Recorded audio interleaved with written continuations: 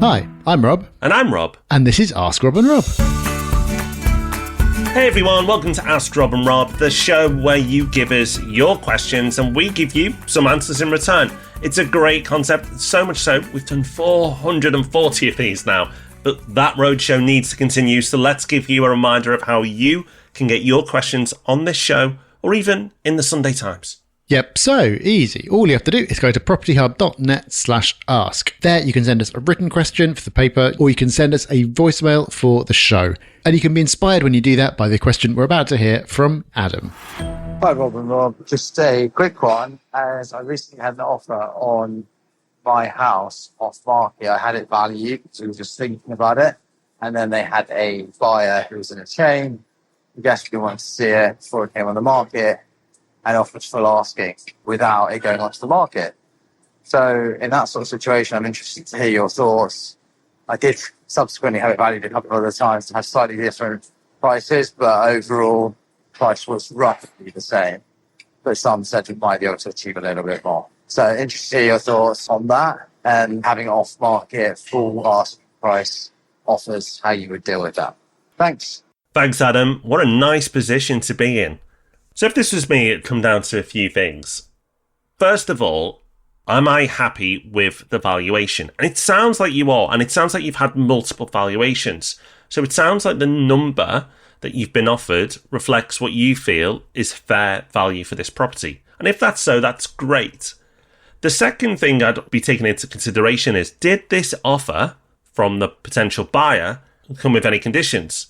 So if I was this buyer, what I would say is I will offer you full asking, but you don't put it on the market. So I would put the condition on the offer that you can't take any more viewings, you can't put it on the market, and if you take my number, that's it. You can't go shopping around.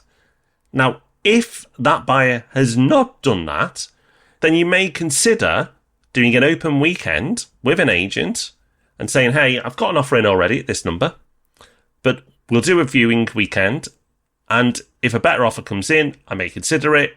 But if it doesn't, it's yours. But not to annoy them, say, and I'll only do this one weekend. So I'm not going to leave it on the market for weeks and weeks and weeks. So I'll do that one viewing weekend. It will come down to if there are any conditions to that offer. The other interesting feedback would be is to go to an estate agent and say, I already have an offer in at this number. Do you think you could beat it quickly? If they seem hesitant, then you know maybe it's not worth going to the effort of doing that at all. So there are different things you can do here. It will depend on how that offer was made.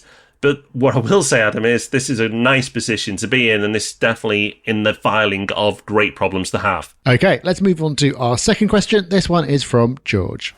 Hi, Rob and Rob. It's just George here from the Midlands. I'm hoping if you can give me a little bit of a hand on this one, actually. I'm currently looking at a property. I've put an offer on a flat with a vacant freeholder. The deal stacks up really well. The yield's extremely good. Everything looks good except for this little dark cloud that is the vacant freeholder.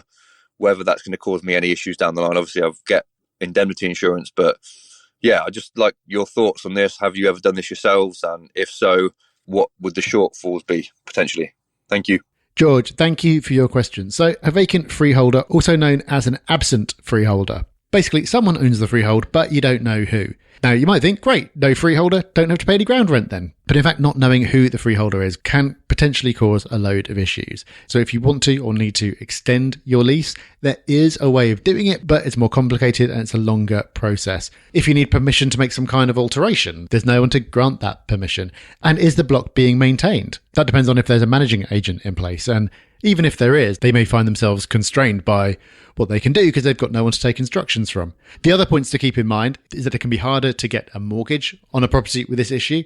There is indemnity insurance that you can take out, which is enough for some lenders, but others still won't consider it. And it's potentially going to be harder for you to sell the property in future because everyone else is going to have the same questions that you do right now, and it's going to put some people off. So for me, this would really come down to, is the deal good enough? I would need to see a deal that is substantially better than anything else that I could do locally to make it worth the extra risk and potentially the extra hassle.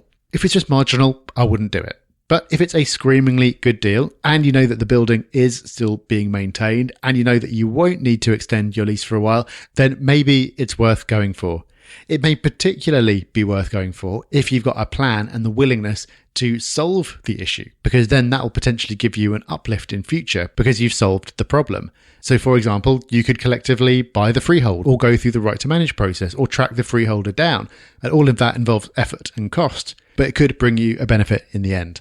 So me, personally, I'm a lazy investor. It would need to be something pretty special for me to take this one on. But everyone's different. Everyone's got different priorities and objectives and attitudes towards this kind of thing. So I can't tell you what you should do, but if you do move ahead, make sure you're dealing with a solicitor who understands the leasehold side of things well, potentially take some specialist advice to make sure you're buying yourself an opportunity and not a problem. Great advice, Mr. D. And let me give you, dear listeners, some more advice. Join us on Thursday for the Property Podcast, because we've got a great episode coming up. And you'll find us in the Sunday Times on Sunday in the home section to check out our column there. Until those wonderful, momentous events occur, take care, have fun, bye-bye. Bye-bye.